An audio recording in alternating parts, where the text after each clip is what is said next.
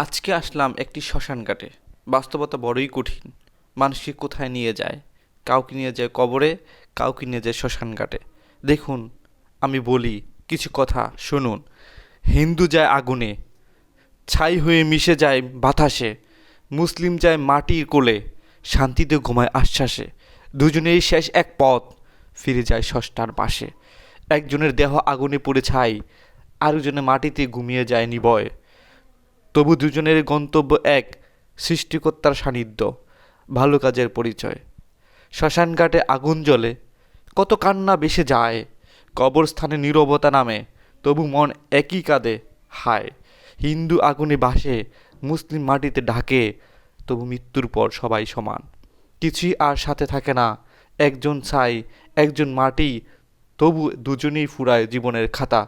শ্মশানে আগুন পুড়ে দেহ, কবরে মাটিতে মিশে যায় দেহ, শেষ ঠিকানা দুজনেরই একই পথ। মানুষের অহংকার থাকবে না কখনো, একদিন চলে যাবে সবার একই পথে।